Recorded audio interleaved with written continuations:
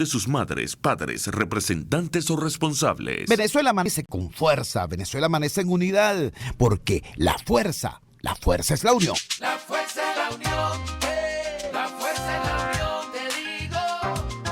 Venga toda Venezuela a organizarse.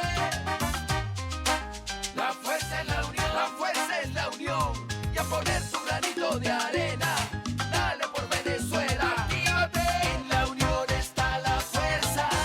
Por eso te digo que la fuerza es la unión.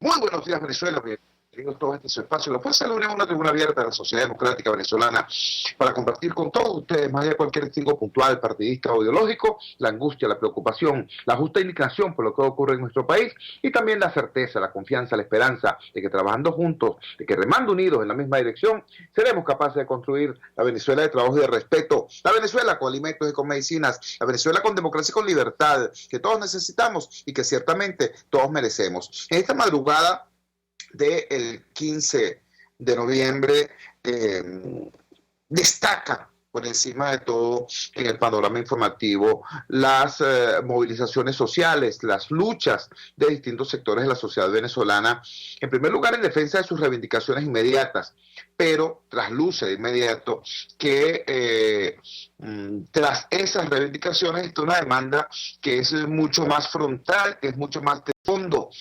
Venezuela ha aprendido, y ha aprendido de la manera más dura, que todos los caminos conducen a un mismo muro que impide el crecimiento del país, que impide el desarrollo del país, que impide el acceso a una calidad de vida digna, decente, justa. Ese muro es el régimen. Un régimen que no es un gobierno, no es exactamente una administración, no, es un sistema. Y es un sistema de saqueo, es un sistema de explotación.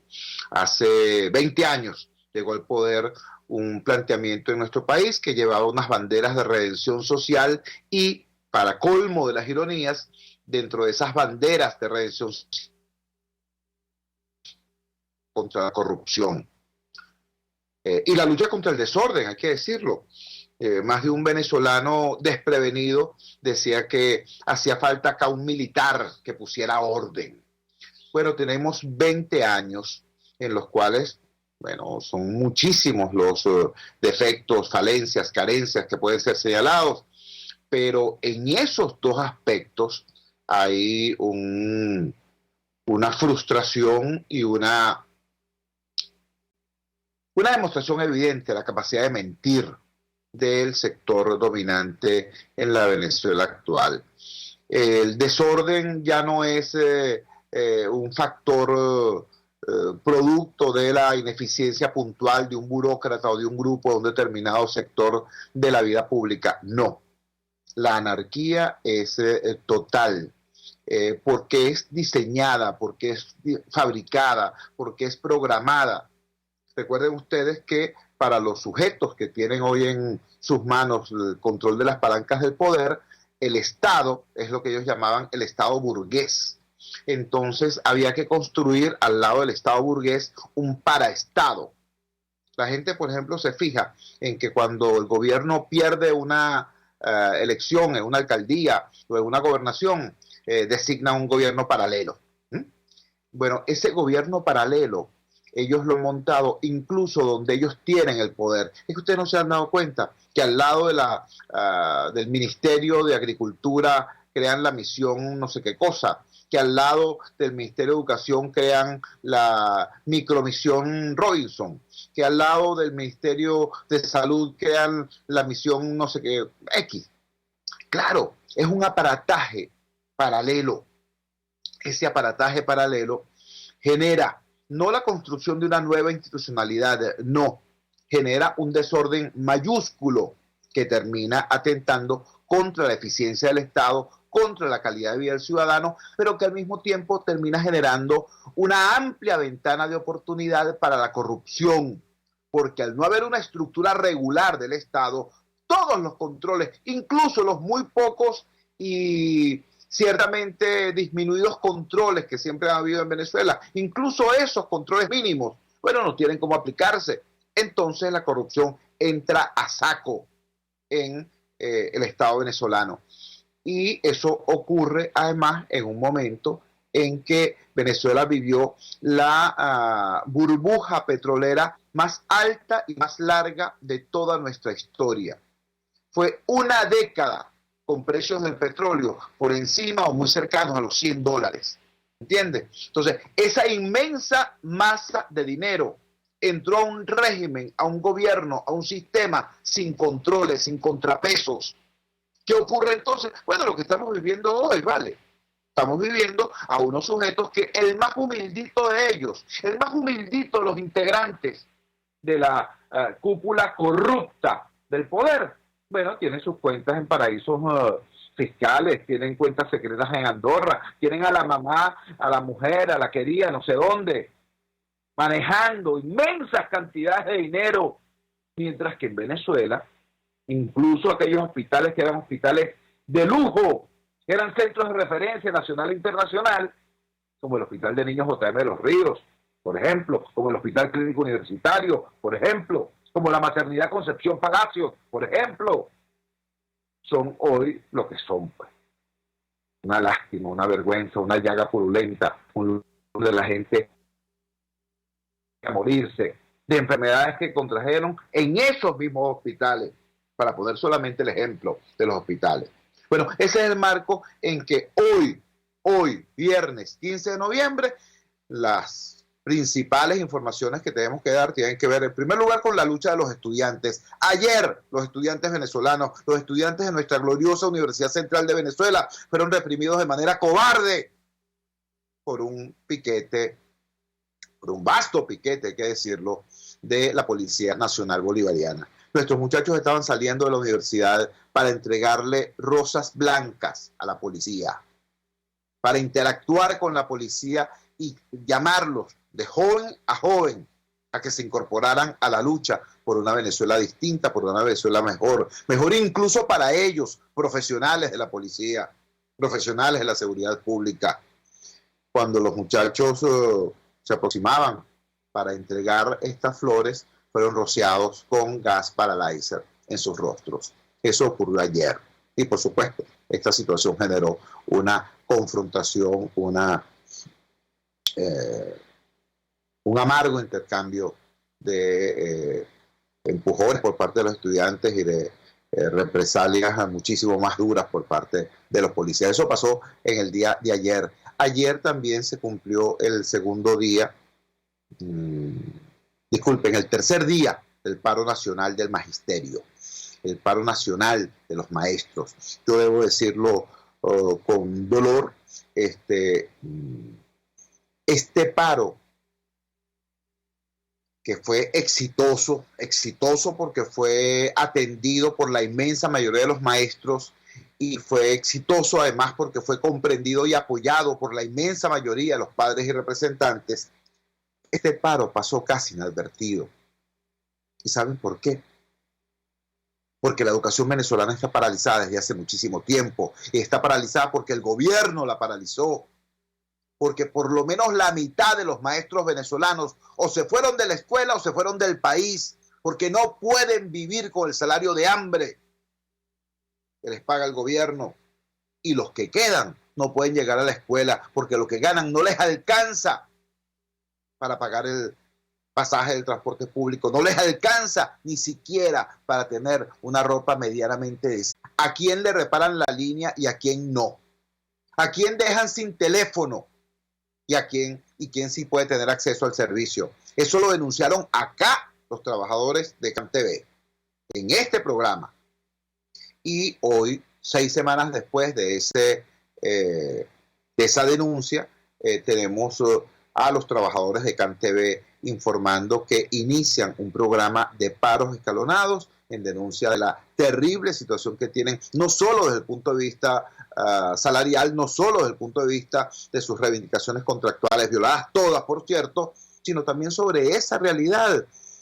El que un trabajador, el que un técnico, el que alguien no pueda cumplir su trabajo porque cuando va a hacerlo se encuentra con el peaje ideológico del comisario político del PSUV en la zona, llámese consejo comunal, llámese comuna, llámese como les dé la gana. En todo caso, es un sujeto que no tiene ni calificación técnica, ni tiene autoridad alguna para decidir, mira, el vecino tal se queda sin teléfono porque es opositor. Al vecino cual sí le puedes reparar la línea porque es del partido. A esos niveles cubanos de miseria, a esos niveles castristas de miseria, estamos llegando nosotros, y contra eso se levantan los trabajadores de CanTV al anunciar este proceso de paros escalonados.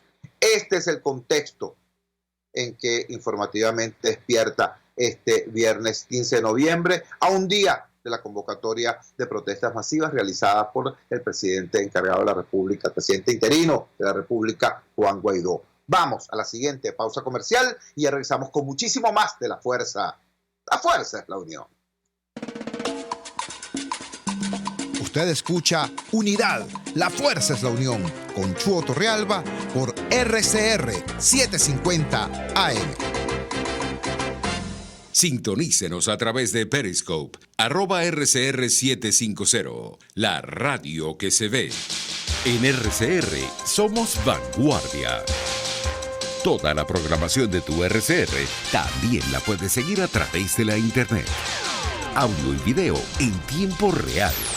Noticias y mucho más. No te pierdas ni un segundo de nuestra programación. No hay excusa ni cadena que valga para que dejes de escucharnos. Ingresa a rcr.tv, la radio que se ve.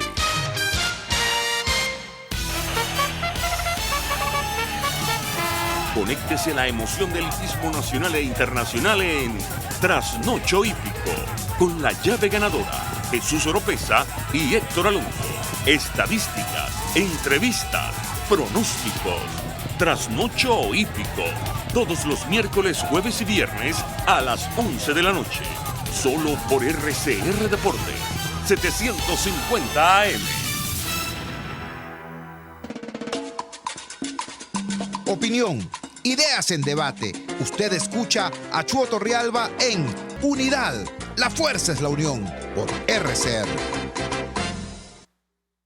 Regresamos a La Fuerza es la Unión. Decíamos al final del segmento anterior que en el marco de esta agenda informativa que denota un incremento importante en la conflictividad social, se produce la convocatoria para el día de mañana de una jornada nacional de protesta que, en palabras de Juan Guaidó, sería el inicio de un periodo intenso de movilización social demandando cambio político.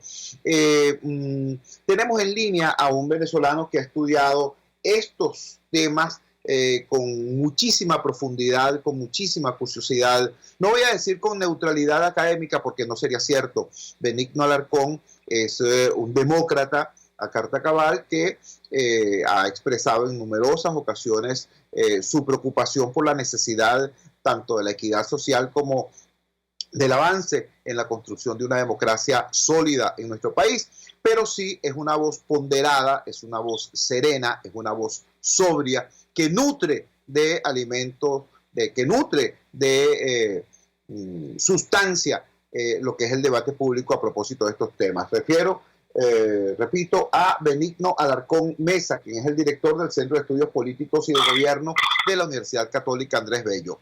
Lo tenemos en línea. Benigno, gracias por atender nuestra llamada madrugadora.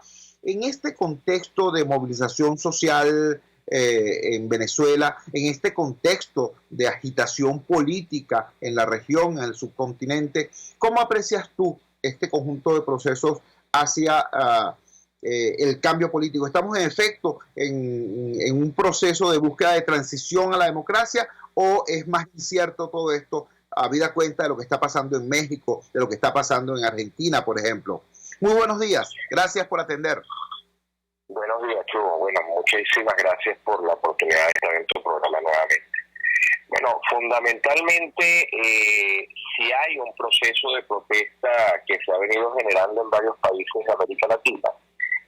Todos estos procesos obviamente buscan cambios, cada uno en realidades distintas y por razones distintas, pero todos estos procesos coinciden en algo que es la insatisfacción de la gente con las condiciones actuales sea por condiciones económicas o por condiciones políticas que de alguna manera buscan un cambio. Obviamente el proceso apunta en esa dirección y dependiendo del país en el que estamos, los procesos pueden ser más o menos exitosos, dependiendo fundamentalmente de la vocación democrática o no del gobierno, y por otro lado de la misma dinámica de la protesta, ¿no? Dar la certeza de que se va a ser exitoso cuando estamos en procesos autoritarios normalmente está lleno de mayores incertidumbres porque depende también en buena medida de la capacidad de respuesta que ese gobierno tiene para tratar de contener esa protesta. Si estamos en países democráticos, obviamente los gobiernos democráticos buscan de alguna manera atender esas demandas porque su sustentabilidad, su posibilidad de continuar adelante con un proyecto depende en buena parte del apoyo político, depende en buena medida de la capacidad de ganar una próxima elección para poder de alguna manera seguir adelante con la visión de país que ese proyecto tiene. Entonces, obviamente, la vocación del gobierno termina respondiendo de manera distinta a estos tipos de protestas. Obviamente, la vocación del gobierno es algo que no está en manos nuestras, es algo que escapa absolutamente de nuestro control, y entonces allí lo que termina teniendo de alguna manera hace alguna diferencia que sí está en nuestras manos es el tipo de dinámica o lo que termina sucediendo con la protesta, o lo que es la dinámica de la protesta.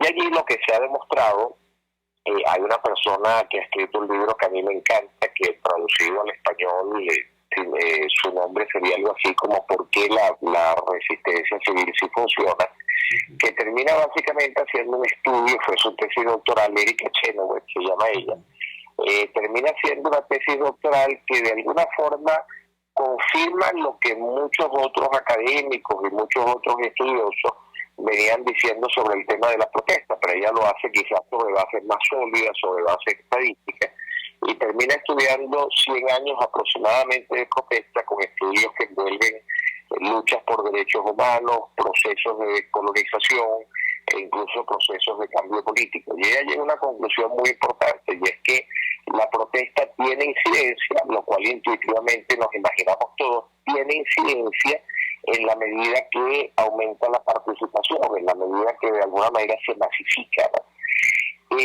Pero la conclusión que quizás no es intuitiva y que quizás es el aporte importante de ella, que confirma todo lo que habían venido diciendo otras personas, es que el nivel de participación en la protesta tiene que ver mucho con los niveles de violencia que se desarrollan en esa protesta. Si la protesta se desarrolla bajo dinámicas violentas, obviamente la posibilidad de que la gente participe se reduce y progresivamente la gente se va retirando de esa protesta, pero porque al final del día se están aumentando las barreras para participar. Algunos no pueden porque no tienen las condiciones físicas para lidiar con una protesta violenta, o las herramientas, las capacidades para lidiar con una protesta violenta. Otros se retiran por el miedo y otros se retiran simplemente porque están en desacuerdo con ese tipo de dinámica, y aunque están de acuerdo con la razón, con la razón de la convocatoria a la protesta, terminan estando en desacuerdo con las dinámicas que se van desarrollando en ella de violencia y de hacerse daños unos y otros. Y esto de alguna manera va reduciendo la participación, y en la medida que reduce la participación, esa protesta tiene menos capacidad de tener incidencia sobre las decisiones que se toman en los niveles políticos, y lo que va quedando en esa protesta es un grupo cada vez más pequeño que está dispuesto a lidiar con la violencia, y que en la medida que ese grupo más pequeño que está dispuesto a responder y a estar en una protesta violenta se termina volviendo víctima, se termina volviendo mucho más fácil de reprimir.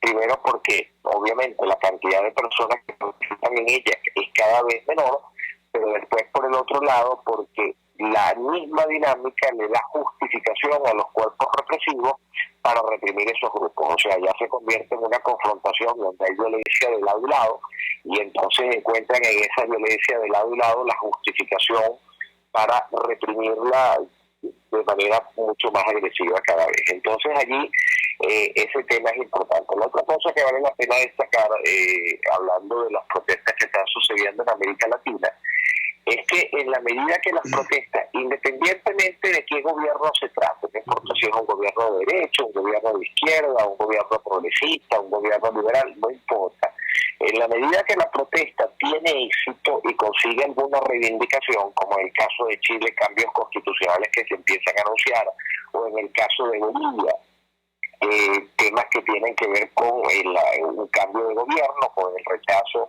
a unos resultados electorales, la protesta se vuelve contagiosa. ¿Por qué? Porque los otros países también en sus poblaciones tienen reclamos específicos, bien políticos, bien de otra naturaleza, empiezan a ver cierta utilidad en la protesta, empiezan a entender que la protesta puede tener alguna incidencia y empiezan de alguna manera a copiar un patrón que es plenamente contagioso. Y eso es lo que explica, por ejemplo, que en algún momento, años 80, en Europa del Este, se hayan producido eso que llamamos las revoluciones de colores, que comienzan en unos países con unos resultados inciertos, pero en la medida que van teniendo éxito, Polonia, Checoslovaquia, Serbia, Ucrania, Georgia, empieza a desatarse una ola que va una detrás de la otra generando esto. Lo mismo vimos en tiempos más recientes con lo que se llamó la primavera árabe, donde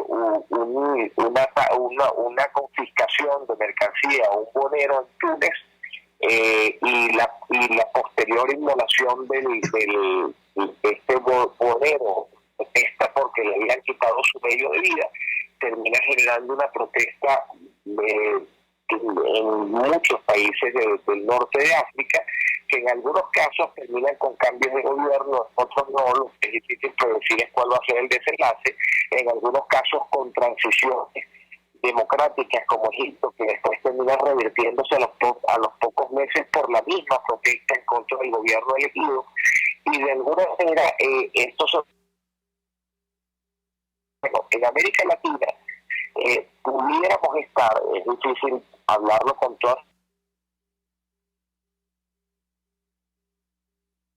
de un proceso parecido, donde en la medida que unos países tienen éxito en lo que hacen, otros países copian de alguna manera ese patrón de protesta y disparan procesos en diferentes países. Yo creo que justamente ese es el gran temor que estamos viendo en el gobierno en este momento, y es la sobrereacción que estamos viendo en este momento cuando empieza a amenazarse con represión, con niveles de represión mucho mayores, con militarización de las ciudades, con involucramiento de las milicias en este tema, con repartos de armas a las milicias, tratando de asustar a la gente para que la gente no participe en la protesta. Yo sí creo que por el efecto Bolivia, el número de personas que van a participar en la protesta de mañana va a ser mucho mayor de lo que ha sido si lo de Bolivia no hubiera sucedido, y básicamente que ese número se incremente, por decirlo así, va a depender mucho de la manera en que la protesta sea manejada. Si temprano en la protesta empezamos a ver actos de violencia, entonces vamos a ver una protesta que de alguna manera empieza a secarse, empieza a hacerse menor. Si el liderazgo político y el liderazgo social que está frente a esa protesta la puede manejar evitando cualquier confrontación, alejándose de cualquier provocación, vamos a ver una protesta que posiblemente va a crecer de manera importante en número. Estamos conversando con el doctor Benigno Alarcón Besser, es el coordinador, del director del Centro de Estudios Políticos y de Gobierno de la Universidad Católica Andrés Bello, y nos está, digamos, dibujando lo que es, a la luz de la literatura y de las experiencias registradas en el planeta, cuáles son y cómo son las protestas políticas y sociales exitosas, en contraste con aquellas que pueden ser muy heroicas o muy combativas, pero son inefectivas en la consecución de sus objetivos. Quisiéramos seguir desarrollando el tema.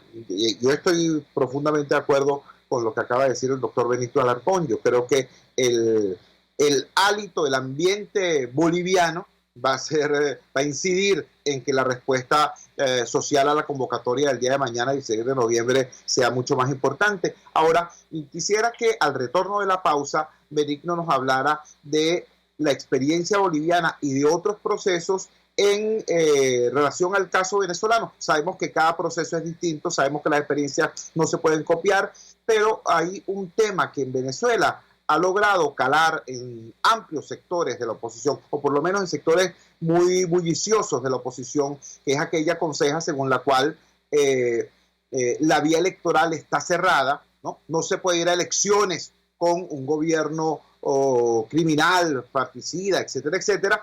Y resulta que precisamente en el caso boliviano tenemos un ejemplo de lo contrario, de cómo una elección amañada, etcétera, etcétera, con una autoridad electoral no confiable, sin embargo, sirvió de detonante para un proceso de cambio. Al retorno de la pausa comercial, seguimos con el doctor Benigno Alarcón Deza, analizando esa parte importante de lo que es este proceso político. Vamos a la siguiente pausa comercial y ya regresamos con muchísimo más de La Fuerza. La fuerza es la unión. Les estamos presentando Unidad. La fuerza es la unión. Solo por RCR 750 AM. Puedes seguirnos en nuestras redes sociales. En Twitter, @RCR750. La radio que se ve. RCR 750 AM. Porque lo bueno une. Ellos y que no saben nada. Y así nos va. El espacio donde se tocan los temas más candentes de interés político y nacional. Y así nos va. En este programa, la picardía y el humor inteligente son los protagonistas. Pura cabilla. Lara y Hernández descosen y revelan los secretos más oscuros del acontecer político. Y así nos va. De lunes a viernes a las 4 de la tarde. Por RCR 750 AM. Les estamos presentando Unidad. La fuerza es la unión. Solo por RCR 750 AM. Regresamos a La Fuerza es la Unión. Estamos intercambiando con el doctor Benigno Alarcón Deza, director del Centro de Estudios Políticos y de Gobierno de la Universidad Católica Andrés Bello. Nos explicaba el doctor Benigno Alarcón que una protesta, para ser eficiente, tiene que ser masiva, y para que sea masiva tiene que ser pacífica. Hay también otro elemento muy importante, que es la claridad de objetivos de la protesta. Si la protesta se convoca porque como elemento de catarsis, puede ser más o menos eficiente, pero si hay propósitos concretos, se puede mensurar entonces el éxito o no de tal protesta. Digo esto porque en Venezuela hay gente que ha dicho, dictadura no sale con votos, y hemos escuchado respuestas como la de Ramón Guillermo Veleo, que dice, pero sin votos tampoco. ¿Cuál es el rol, el papel real de una convocatoria electoral en el marco de las luchas por lograr una transición a la democracia? Lo pregunto porque la Constitución, no Tibisay Lucena, no Nicolás Maduro, la Constitución prevé para el año 2020 elecciones parlamentarias, y somos muchos los que creemos que esas elecciones parlamentarias deben estar acompañadas también de una elección presidencial. Si eso no constituye un objetivo de la lucha, entonces ¿cómo se avanza? Vamos a preguntarle eso al doctor Benigno Alarcón. Te escuchamos, Benigno. A ver, sí, Chubo. A ver, en primer lugar, creo que algo que hay que tomar en cuenta, empezando más o menos en el mismo orden de lo que acabas de decir, es que en primer lugar hay que tomar en cuenta que participar en una protesta hoy en día implica sacrificios importantes. Entonces, como tú bien dices, la protesta tiene que tener objetivos bien definidos para que la gente continúe asistiendo cada vez que se le convoca. La gente tiene que sentir que haber ido valió la pena, que haber participado tuvo sentido. ¿Por qué? Bueno, porque hoy en día para ir a la protesta yo tengo que dejar de salir a atender ciertas urgencias o dejar de ir a buscar a recoger agua, o tengo que dejar de salir a buscar la medicina que con urgencia necesito y que no puedo conseguir fácilmente.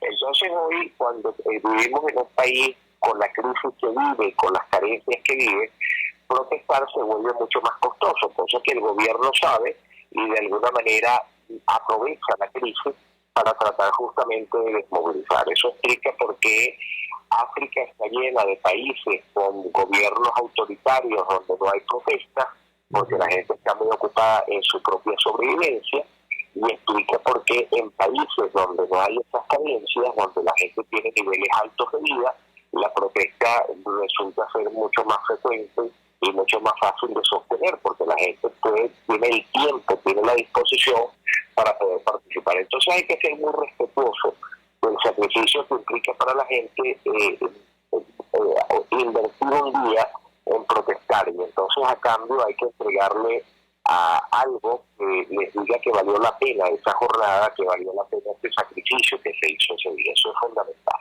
En relación a las elecciones, yo me aprovecho ahorita que esta estación de radio está en internet para decirlo con mayor claridad. Ese eslogan que han sacado por allí, que se ha popularizado diciendo dictadura no sale por votos, es paja. Y la historia demuestra que es así. O sea, básicamente nosotros hemos tenido buena parte de regímenes autoritarios que han salido por votos. Ahora, hay que hacer ahí una diferencia. En algunos casos, la elección es el resultado de otras dinámicas.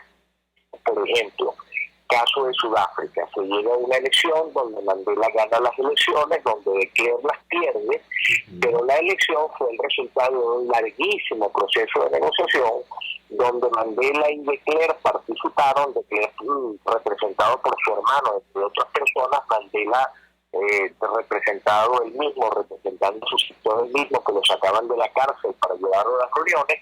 Y cuando se logró un acuerdo sobre qué iba a pasar después de esas elecciones, que obviamente los blancos iban a perder, entonces esas elecciones se dieron como corolario del acuerdo, como corolario del proceso de transición. Pero en otros casos, y es lo que la gente fácilmente olvida, la elección fue el disparador del proceso de transición. Por ejemplo, Serbia. El gobierno de Serbia, Milosevic, jamás en la vida se imaginó que iba a perder una elección donde él controlaba el Consejo Electoral, que él adelantó inclusive para sacarse de encima algunas protestas y algunos descontentos que había en aquel momento, y se encontró con que la perdió, y ni las Fuerzas Armadas, ni la policía, ni nadie respondió para protegerlo, y él tuvo que salir huyendo básicamente de Serbia.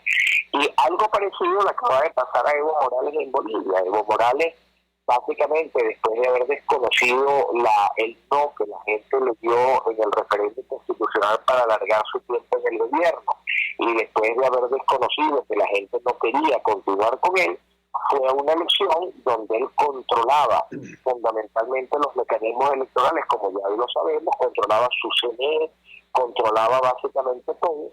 Fue a una elección confiado en que él la podía ganar sin mayor problema, y si no la podía ganar, la podía torcer, como intentó hacerlo, y al final del día no pudo controlar ni el fraude, porque fue evidente que hubo elementos que de alguna manera señalaban que había un fraude allí, que la elección tenía que ser repetida, pero tampoco pudo controlar la reacción, la respuesta de su sector militar y de su sector policial, que, ojo, acompañaron a Evo por 13 años. O sea, no es un sector policial y militar que estaba contra Evo, lo acompañó por 13 años. Y ese día decidieron dejarlo de acompañar, porque acompañarlo podía ser mucho más costoso, porque acompañarlo implicaba represiones enormes, implicaba llevar la represión a un nivel a donde ellos no estaban dispuestos a llevarla, y decidieron darle la espalda a Evo, con lo cual Evo tuvo que salir inclusive de Bolivia, y ahora desde afuera pues habla de golpe de Estado y de todas las cosas que habla, cuando la realidad del asunto es que todo lo que le sucedió a Evo en buena medida fue responsabilidad de Evo por haber manejado las cosas como las manejó. Esa es la realidad. Estamos conversando con el doctor Benigno Alarcón Deza, quien es el director del Centro de Estudios de Política y de Gobierno de la Universidad Católica Andrés Bello.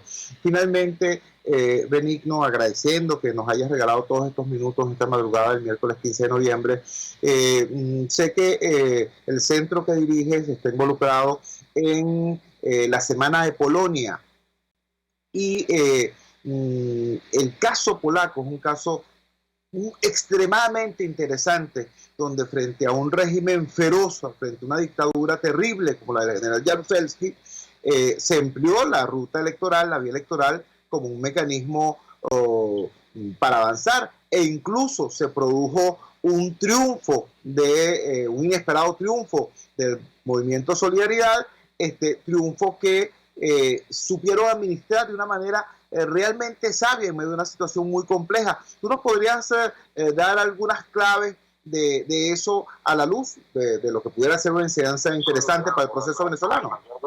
Y gracias por preguntar, porque me da una oportunidad para hablar de esto. En primer lugar, bueno, el Centro de Estudios Políticos y Gobierno está sacando adelante un diplomado sobre transiciones políticas comparadas.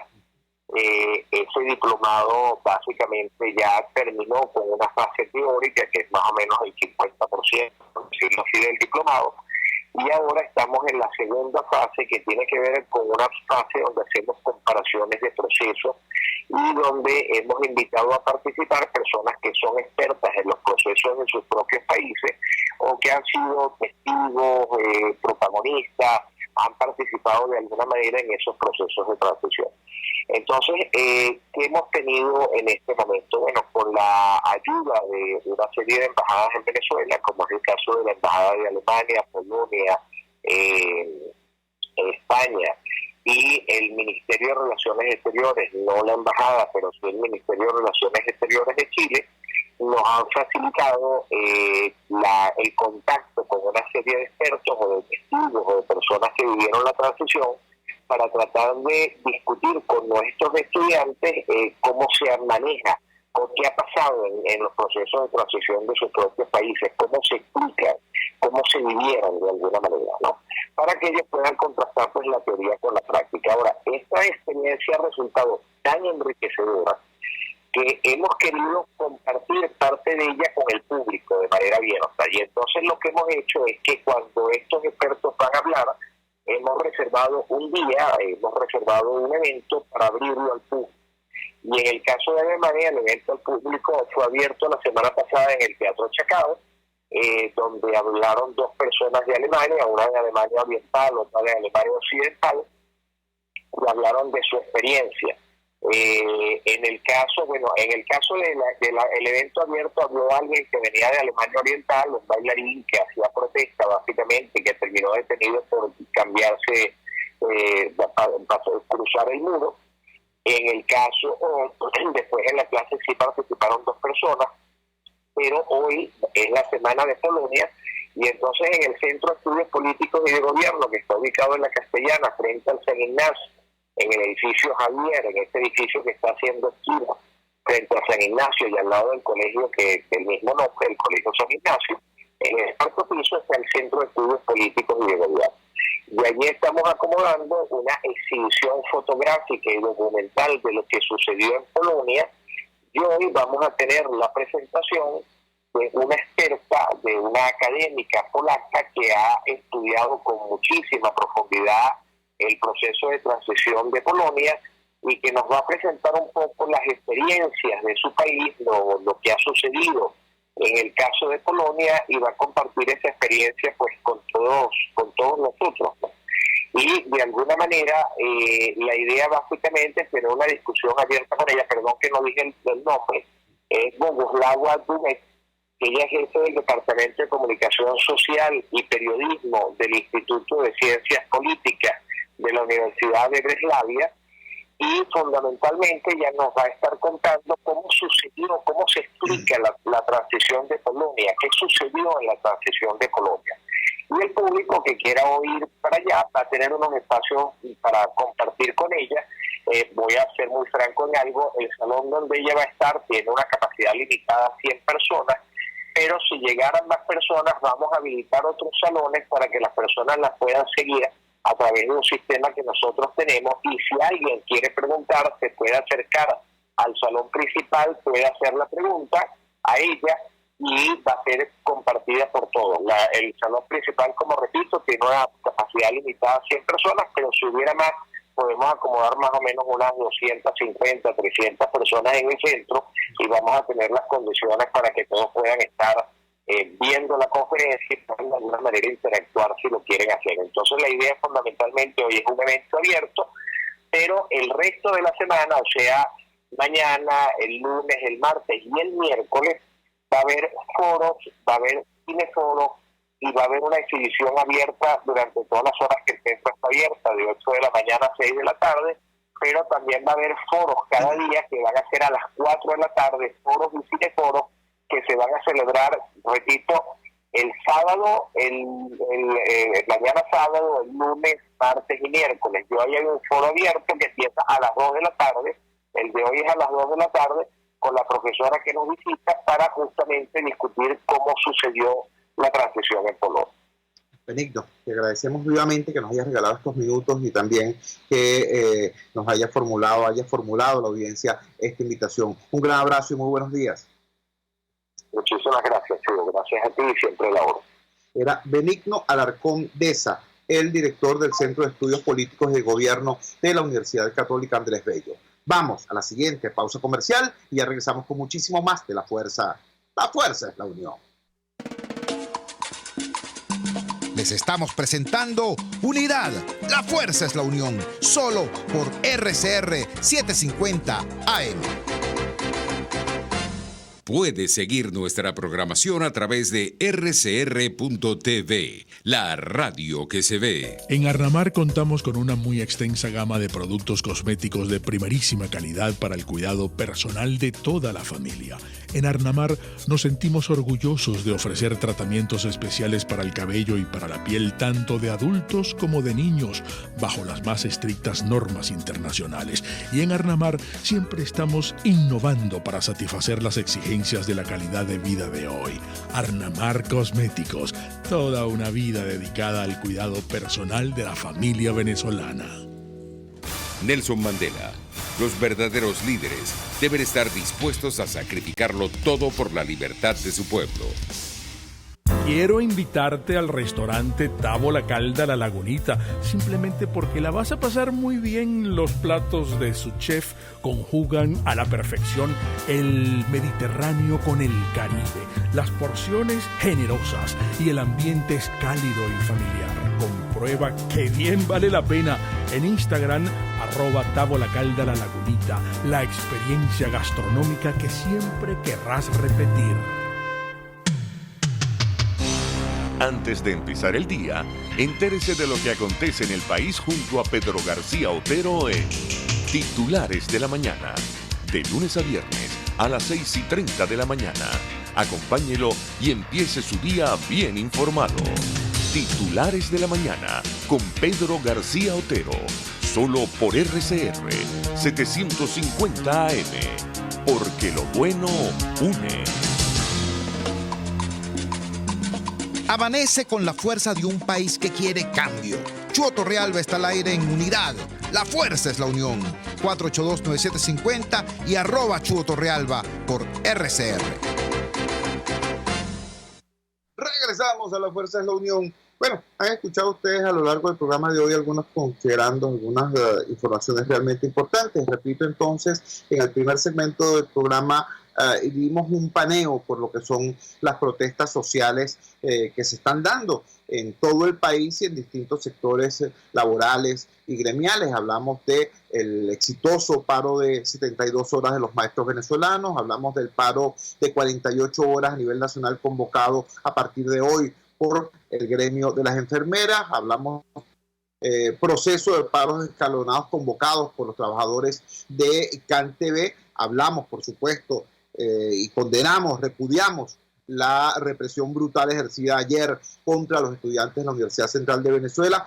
Todo esto prácticamente en la antesala de la convocatoria hecha para el día de mañana por la Asamblea Nacional y por el presidente encargado Juan Guaidó para lo que él denominó el inicio de un proceso de protestas masivo demandando cambio político. En ese contexto entrevistamos a Benigno Alarcón Deza, director del Centro de Estudios Políticos y de Gobierno de la UCAP, quien hizo un conjunto de precisiones que yo creo que son muy importantes. Nos dice en primer lugar en relación a las manifestaciones, dice, pero por supuesto, como todo demócrata tiene que decir, la protesta ciudadana, la protesta pacífica es un derecho humano y un derecho constitucional. Y ese derecho tiene que ser defendido y ejercido por todo demócrata. Nos explicaba en detalle Benigno Alarcón que la protesta no es en sí mismo un acto de catarsis, ¿no? No es un acto de desahogo. No es que yo voy a protestar porque me siento mal, porque cada quien tiene motivos para protestar. No, la protesta busca lograr efectos, busca resultados, busca incidir. Para incidir tiene que ser masiva y para ser masiva tiene que ser pacífica. Esto ya lo dijimos el día de ayer, hoy lo explica Benigno Alarcón Deza con muchísima mayor profundidad. Nos habló incluso de un estudio que analiza 100 años de protestas ciudadanas en el mundo y revela que un porcentaje abrumador de estas protestas que lograron resultados fueron aquellas precisamente de carácter pacífico por ser masivas. Nos decía también Benigno Alarcón Deza a propósito del tema de los objetivos de la protesta. Una protesta puede mensurar si es exitoso o no en tanto si logra los objetivos. Si esos objetivos son difusos, si yo digo, bueno, voy a protestar porque es que todo el mundo tiene motivos para hacerlo, entonces es más difícil evaluarla y es más difícil impulsarla en función del éxito. Si yo establezco propósitos claros, ¿no? Y en este caso estamos hablando de una protesta para lograr el cambio político. Ajá, ¿cómo se logra ese cambio? ¿De qué manera se logra ese cambio? ¿Avanzando de qué forma? Este es un tema que debe ser ponderado por la dirección política del campo democrático. Hemos escuchado expresiones como, por ejemplo, vamos a elegir un nuevo CNE en la Asamblea Nacional. Ese CNE va a dirigir elecciones cuando estemos en democracia, porque primero hay que salir de Maduro. Ajá, ¿y cómo vas a salir de Maduro? ¿Cómo lo vas a hacer? Si vas a salir de Maduro a partir de otra estrategia, entonces plantéalo y llama a movilizarte en función de esa estrategia. Pero si no es así, si estamos hablando de la estrategia que le ha dado resultados positivos a la oposición venezolana en su lucha contra el proyecto totalitario, que es tratar de sacar a este régimen por la vía democrática, pacífica, electoral, entonces plantéalo también. Haz tu protesta exigiendo la realización de elecciones parlamentarias y de elecciones presidenciales a la brevedad posible, que es, por cierto, también el planteamiento que tiene el apoyo de toda la comunidad internacional que respalda la lucha del pueblo venezolano por la democracia y por la libertad. Entonces, todo esto está en el marco de esta convocatoria que, repito, tiene, en eso coincido yo ampliamente con el Alarcón, esta convocatoria tiene viento a favor a partir de los sucesos en Bolivia. Hay mucha gente que dice, bueno, si los bolivianos lo lograron, ¿no? Nosotros, ¿por qué no? Yo creo que eso es positivo desde el punto de vista psicológico, por así decirlo, desde el punto de vista del ánimo con que se acude a la protesta, pero es importante también ubicar cuáles son las diferencias en uno y otro caso. En Bolivia, una oposición que estaba clara en la necesidad de utilizar la vía electoral, no porque creyera en que el Tribunal Electoral de Evo Morales iba a ser imparcial o justo, sino porque sabía que utilizando ese recurso el régimen iba a comerse la luz, iba a producir ventajismo y fraude, y eso detonaría la protesta ciudadana contra el régimen, como en efecto pasó. Bueno, todo eso está, repito, en el marco de este planteamiento, de esta protesta justa, por cierto, convocada para el día de mañana. Finalizo este programa de hoy felicitando a los músicos venezolanos. Fue muy destacada la participación de los músicos venezolanos en la entrega de los Grammy Latinos en el día de ayer. Juan Delgado, el venezolano Juan Delgado, recibió el premio por el mejor álbum cristiano. El grupo Amigos Invisibles por mejor canción alternativa. Rodner Padilla por el mejor arreglo, y el grupo C4 Trío en colaboración con el nicaragüense Luis Enrique por su álbum folclórico. El mejor artista revelación en los Latin Grammy fue también una venezolana, Nela Rojas de Margarita para el Mundo. Nuestra felicitación a todos estos venezolanos que, así como los deportistas, así como los científicos, nuestros artistas llenan de orgullo y ponen en alto la bandera venezolana. Trabajamos para ustedes en la dirección general de la emisora, Jaime Lestares, al frente de los controles estuvo César Arteaga. Habló para ustedes su amigo, comunicador popular, activista social, ciudadano en lucha por la democracia y por la libertad, Jesús Chua Torrealba. Ahora más que nunca, fuerza Venezuela, porque la fuerza es la unión. RCR presentó Unidad, la fuerza es la unión, con Chua Torrealba, solo por RCR 750